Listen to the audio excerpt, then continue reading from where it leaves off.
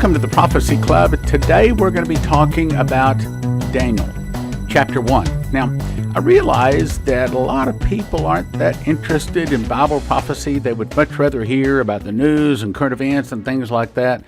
Here's the problem with that. If you don't know Bible prophecy, then you don't know what to believe in the news. If you don't know what to believe, then you tend to believe just about anything out there. In other words, you got to know what to hold and what to throw away. Kind of reminds me of that song out there, but sometimes you do have to know when to hold them, and sometimes you got to know when to fold them. In other words, Bible prophecy helps us to understand the end game, where things are really going.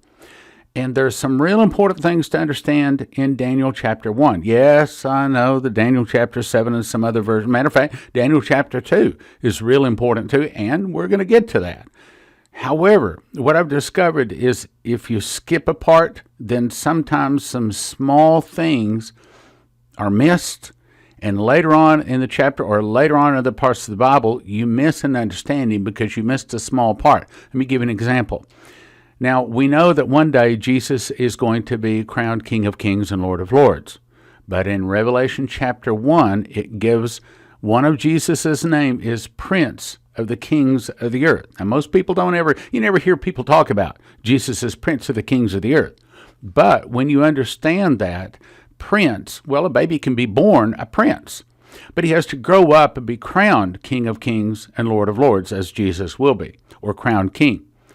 If you don't understand that Prince of the Kings of the Earth is what he is now, then you might not understand that one of these days he's going to be crowned King of all kings.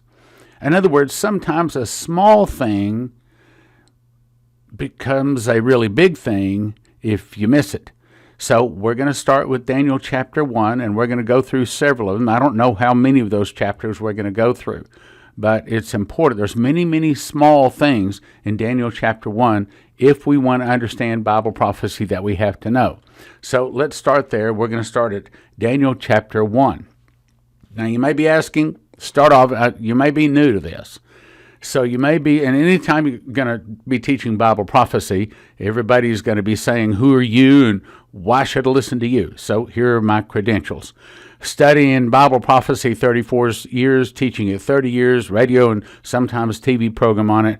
Now, next month will be 25 years, organized thousands of meetings on Bible prophecy, hosted 160 speakers, making 336 DVDs, which you can watch at watchprophecyclub.com. I recorded 36, which some were VHS, some were DVD recordings. I memorized the book of Revelation, and in the process of memorizing it, God showed me 27, I counted them up the other day, 27 revelations and 2 visions. And I'm now in the process of memorizing Daniel, the entire book.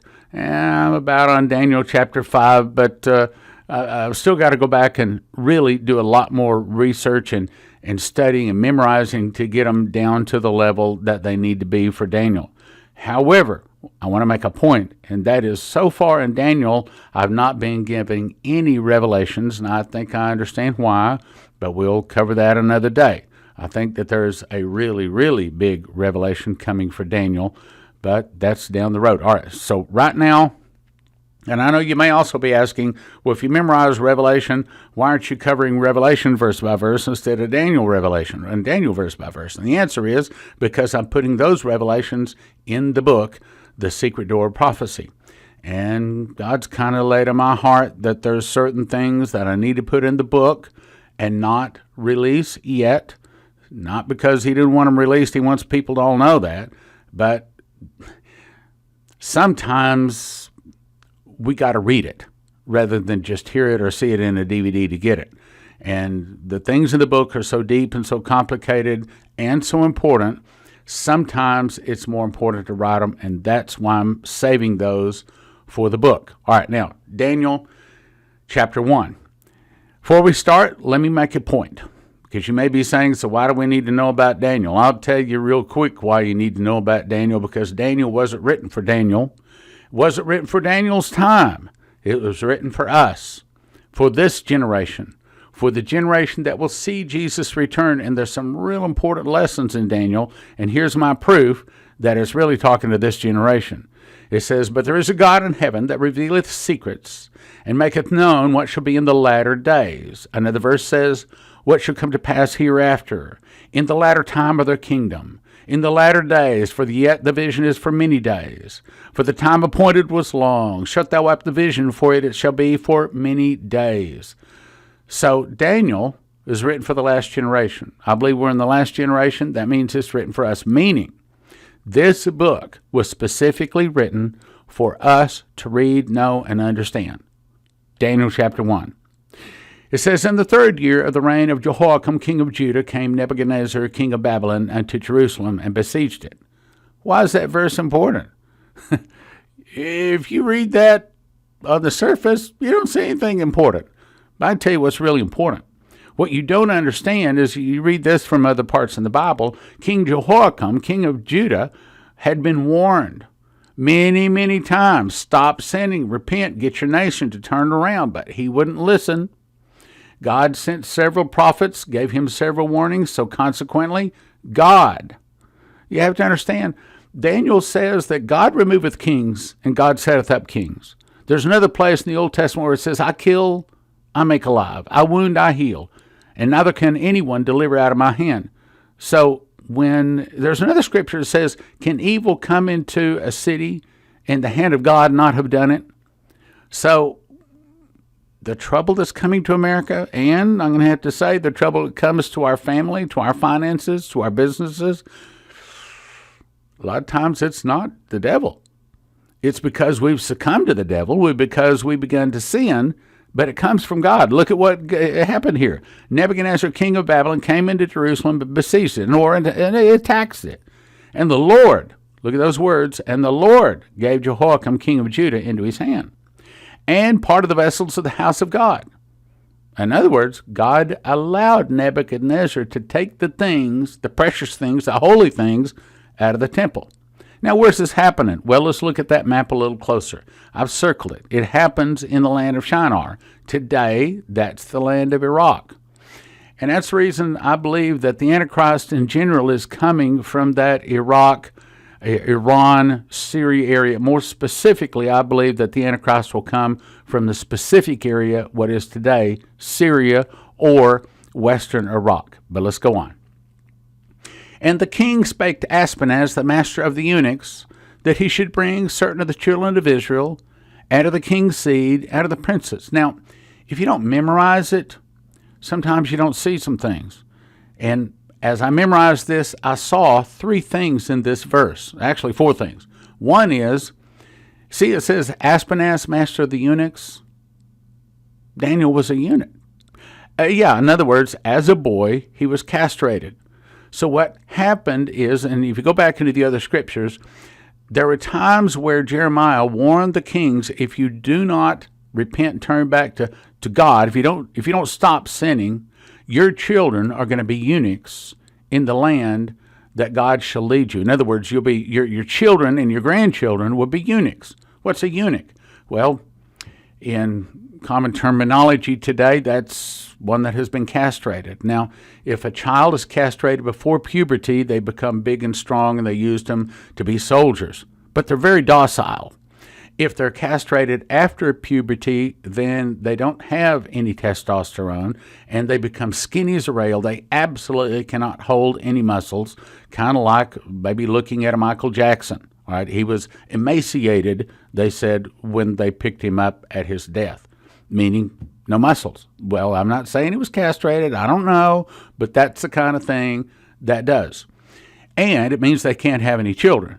Now, that's the first thing in that verse. The next thing is, so he was told, this Aspenaz, master of the eunuchs, he was told to bring some of the children of Israel and of the king's seed. Probably means that Daniel had a 1/3 chance of being a king's son. My opinion, I think he was.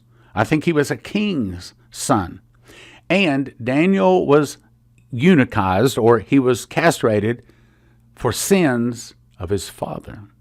That's pretty tough, but that's what's going on here. So, of the king's seed and of the princes. In other words, who are the princes? In other words, these are children that were going to be royalty in the land of Israel. Yet now they're eunuchs over in what is today Iraq. Pretty tough. So if you think God is just always a loving God, you better think again. Verse 4. Children in whom there's no blemish, well-favored, and, look at this word, skillful in wisdom, cunning in knowledge, and understanding science. So they're looking for the very best of the best of the best of these conquered peoples they drug over from Israel. Why? Because they wanted them to stand in the king's palace. Why? Because they realized that sometimes the best place to get the fruit is not the fruit that's fallen on the ground, but the fruit that's still on the tree. Meaning, rather than trying to recruit people from within their kingdom that might not be too smart and too loyal, they want to get the children and to bring them up to be extremely smart, well-behaved, so that they can advise the king. So this is the way in those days they got what we would say today is the president's cabinet. Now, today we choose people that are extremely well blessed in the area that we're looking for them, and we choose adults. But in those days, they went to the children, and they raised the children to be loyal to the king. They chose children that would be extremely smart, as we would say today, cunning in knowledge and wisdom and understanding science, and then, look, such as had in them the ability to stand in the king's palace. Not everyone was smart enough to advise the king, was to stand in the king's palace. That's what it means. These were children that were of the captivity of Judah, that were brought over specifically to be raised, and it's about to tell you that they fed them really, really well, they trained them really, really well, and they treated them really well so that they could advise the king. Now, you wouldn't think children from captivity from a nation that had been conquered would actually be good to advise the king. But these are because they got them real young, meaning probably Daniel was under the age of 12. Probably Daniel was in the ballpark of 9, 10, 11. I'm assuming that in those days they got into their puberty about the age of 12 and 13, maybe 14 like the children do today. However, that may not have been the case, but he was probably pre-puberty, probably. In whom they might teach the learning and the tongue of the Chaldeans. So they're going to teach these children, which naturally spoke Hebrew, they're going to teach them to speak Chaldean or Aramaic or the tongue of the Babylonians of that day. Now, he gives them the very, very best of the kingdom to eat and drink. The king appointed them a daily provision of the king's meat, which was probably pork, or at least included pork, king's meat, and of the wine which he drank. The very best of the wine, because the king is thinking, hey, I eat the very best, so it's going to be the very best, so that's what we're going to give them. Well, the problem is, we know eating pork today is not good. We know that drinking wine or alcohol at any age is not good for your health, even as a child. But the king looks and says, hey, that's what I eat, so we're going to give them the very best of the best to eat and drink. Problem is, it's really not a very healthy diet. But in this case, this is not about health. This is about following God's laws. However, God's laws, these particular laws, are health laws. In other words, eating pork is not a sin against God as much as it is a sin against ourselves. Eating pork is not good for us. So God tells us, make an abomination to you, meaning you choose that it is wrong. Drinking alcohol is not a good idea. Yes, the Bible tells them the priests in certain cases were commanded to drink wine.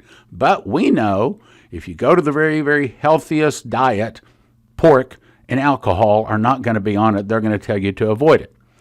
But what they're trying to do is to raise children extremely smart to be able to advise the king. Actually, a pretty good idea. Now let's go on.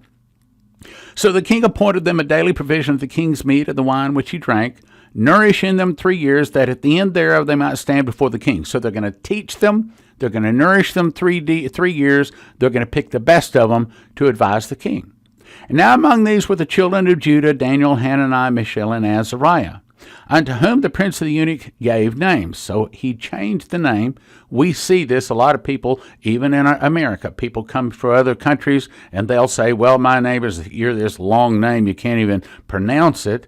And so they'll say, just call me Bob. As a matter of fact, one of our congregation members had a child, and I still can't say the name of this child. It's a Nigerian name, and it's about that long. So the congregation named him. They said, but you can call him Bob. So everybody in the congregation calls him Bob. So we have this child now that's about 2.5, 3 years old, and all the congregation members call him Bob rather than his Okunkalakarabashi. Who knows how you pronounce it? Nobody can say it. Anyway, the point is they changed the name as we would change the name. In their case, they changed it from being a God name like Judah or Daniel, Hananiah, Mishael, and Azariah, a God name that says, God blesses or something like that, to a son name because their God was Baal, which is a sun god. We'll get to that. Unto whom the prince of the eunuchs gave names. For he gave unto Daniel the name. Now, the word here in the King James is spelled, and you would, if you'd pronounce it the way it's spelled, we would pronounce it Belshazzar. However, I'm about to show you the way you would pronounce it in the original tongue is Belshazzar. We'll get to that. And to Hananiah of Shadrach, Mishael, Meshach, and Azariah, Abednego. Here it is. The Hebrew name for Daniel was God's judge, but the Babylonian or the sun god name was Belshazzar, which means favored by Bel. In other words, it was a sun god. And now let's go back to the scripture, verse 8. But, that's a really big thing right there. But, as soon as Daniel heard, you're going to have to eat this pork. You're going to have to drink this alcohol. And I don't think it was probably the alcohol. I don't know that they knew that was probably bad to drink in those days. Who knows? But for certain, he was saying no to pork. But Daniel purposed in his heart. So God reads his heart. God already knew this was coming, and God had already prepared Daniel to have a favor with the right person so Daniel could obey God. Watch. So Daniel purposed in his heart that he would not defile himself with the portion of the king's meat, again, probably pork, nor with the wine which he drank. Therefore he requested of the prince of the eunuchs that he might not defile himself. Now God had brought Daniel into favor and tender love with the prince of the eunuchs. Why? So that the prince of the eunuchs would allow him to do this. And the prince of the eunuchs said unto Daniel, I fear my lord the king. In other words, in those days, King Nebuchadnezzar, he had the power. Whomsoever he would, he kept alive. Whomsoever he would, he slew. Whomsoever he would, he set up. And whomsoever he would, he put down. The king in those days had the power of life and death, no questions asked. So when the king says, you feed them with this portion of this pork or the king's meat or this portion of this wine, they followed orders. They followed orders or their head was cut off. There's none of this, well, I didn't like it stuff. They followed orders. God had brought Daniel into favor and tender love with the prince of the eunuchs, meaning the prince of the eunuchs would consider doing this thing. So the prince of the eunuchs said unto Daniel, I fear my lord the king who had appointed your meat and your drink. For why should he see your faces worse liking than children of your sort? In other words, why should he see you not as healthy as the other kids? Then you make me endanger my head to the king. King will cut my head off if he sees me not following his laws. Then said Daniel to Melzar. Now Melzar was the prince of the eunuchs that had been set over Daniel, Hananiah, Mishael, and Azariah. And he says, prove thy servants, I beseech thee, or we would say today, I beg you, 10 days. Let them give us pulse, which is kind of a vegetable soup. Give pulse to eat and water to drink. In other words, we don't want to eat your pork. We don't want to drink your alcohol. That's essentially what we're saying.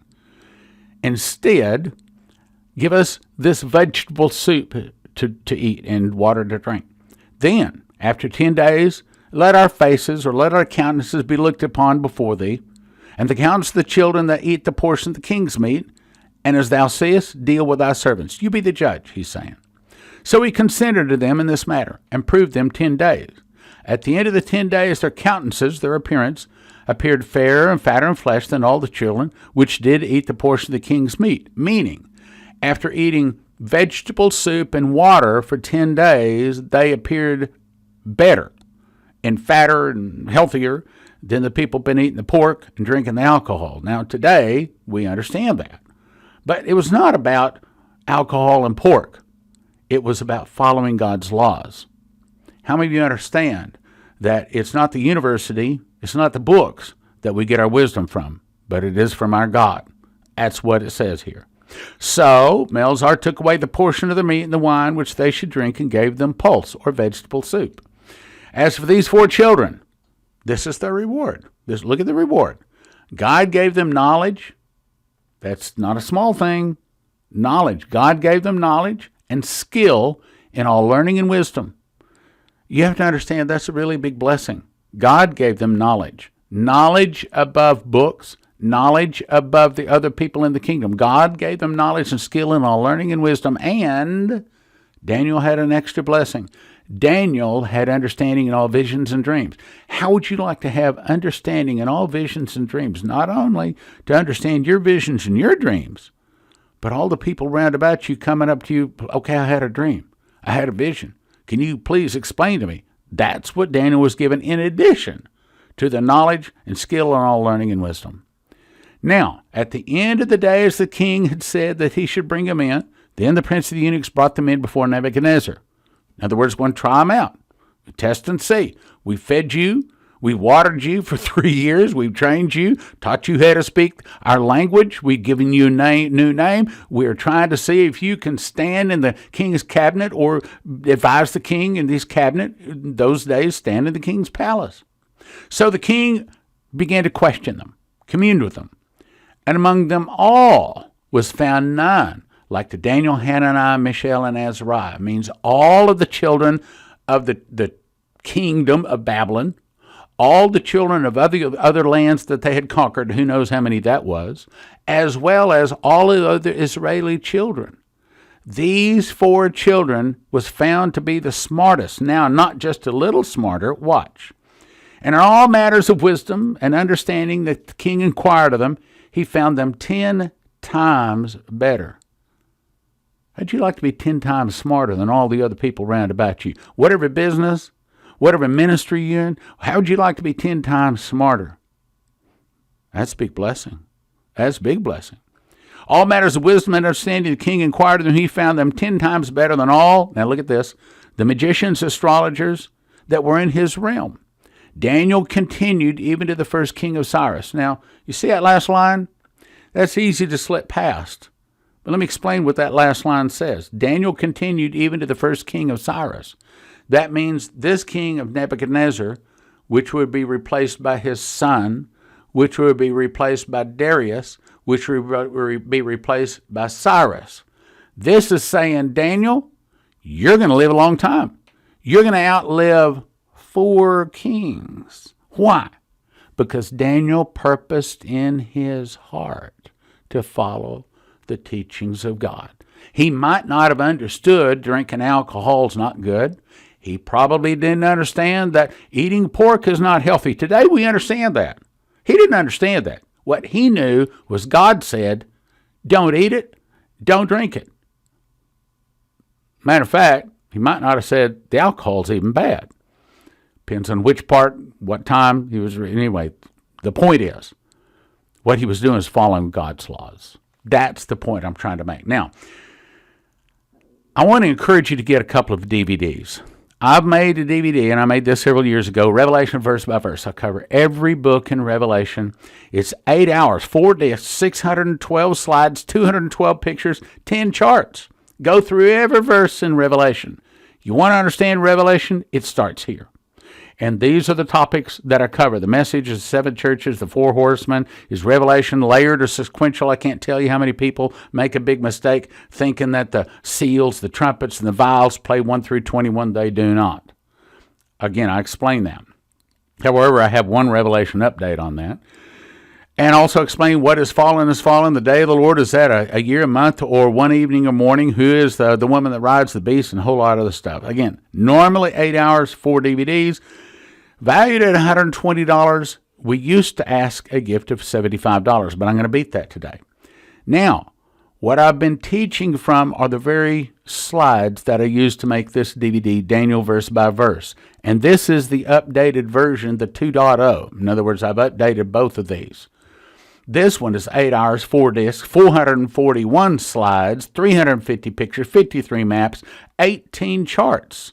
Go through every verse in Daniel, explaining Daniel to you. This one used to be also a gift of $75. And if you order just that one, it'll be a gift of $75. However, we have a really good deal going today. Right now, you can get both of those DVDs, which is like, 8 discs, some 16 hours of teaching. I have people email me and they ask me a question about Daniel and Revelation. Sometimes I can answer it, but sometimes it takes pages. I can't type out pages. I refer them to these two. In my opinion, this is Bible Prophecy 101. You have to understand every verse in Daniel and Revelation. You want to understand Bible prophecy? You got to understand these two. This right here is the most important thing you can order in terms of understanding Bible prophecy. And you can get them both. Now, forget to $75. How'd you like to have a better deal? A better deal is go to watchprophecyclub.com. Watchprophecyclub.com will allow you to watch Prophecy Club titles. Right now, we got 160 up there. We're adding more every day. Eventually, it's going to be over 300 titles. You can watch all of this for a gift of $20 a month. It means you can watch all of those for $20 a month. It's a recurring gift each month. And I'm going to say this, even if you have over 100 of our DVDs, you don't have it all. I can say there's nobody has it all. You get up there and you're going to find some information that you've never seen, you didn't even know we offered, and we're adding more every day. $20 a month recurring monthly subscription, or better yet, get a 1-year subscription for a gift of $200. That way, when we go up, and we'll be going up, when we go up, your price at $200 a year is locked in. There's no contract. You can cancel anytime you want. You get the first 3 days free, so you can go try it out for free 3 days. You don't like it, you can cancel. It didn't even cost you anything. There's no downside. There's no reason not to go check out watchprophecyclub.com. However, as I said, the best deal is a yearly subscription. Watchprophecyclub.com. Now, you're going to be asking, well, what about watchmanstrumpet.com? Yes, the company is still working on that. That's going to take months to put together. We're still building it, still plan to do it. It is a video email program. As far as I know, we're the only one that are giving people the opportunity to go on, sign up, buy credits, and then email a gift viewing to your friends. Now, a lot of people want people to watch these Prophecy Club DVDs, but how do you get them to watch it? Well, handing them a DVD is pretty expensive. It's a whole lot easier to just email and say, hey, please watch this DVD. I paid for you to watch it. Now, if you just say, well, hey, it's free, click here. Yeah. Easy come, easy go. It's like my Taekwondo instructor said when I was 20 years old, back when I was taking Taekwondo. He said, me Korea, me Taekwondo. He said, I not pay. I walk in movie free. I throw spitwad. I come America. No. You must pay. He said, I go in movie. Shh, sit down. I watch movie. In other words, sometimes, because it actually costs you, people will watch. Oh, you paid for this, you see? Oh, well, I guess it's important enough. You think it's important enough to pay for it, me to watch it? Okay, I'll watch it. We promised to send the company that is making this Watchman's Trumpet at least $5,000 a month. Problem is, we haven't had that to send this month. So if you can help us out, that'd be a great deal. And if you can help us out, if you'll either tell us for Watchman's Trumpet or if you'll put the last digit in your gift to be a 7, then we'll know it's going for Watchman's Trumpet. If it's going for Watchman's Trumpet, then we will gift you double that amount towards the credits on watchmanstrumpet.com. In other words, let's say you give $1,000 gift, we're going to give you $2,000 in credits. $2,000 credits on Watchman's Trumpet, you can be able to send those out to a lot of people. WatchProphecyClub.com, or soon to be, not yet, but soon to be Watchman'sTrumpet.com. Now let's make the points of the entire Daniel chapter 1. If we follow God's laws, we don't have to worry about our children becoming eunuchs. Choose God's laws over man's laws and be blessed above all sinners. And receive from God knowledge, skill, and all learning and wisdom. Daniel had also all learning, understanding, and visions and dreams. When we purpose in our heart to follow God's laws, God will give us favor with others, give us a way to be faithful in most cases. And the Antichrist will give orders to us to break God's laws, but if we'll be faithful to the end, Jesus will give us a crown of life. Thank you for listening. Thank you for your prayers. And yes, thank you for your gifts of support. Bye-bye.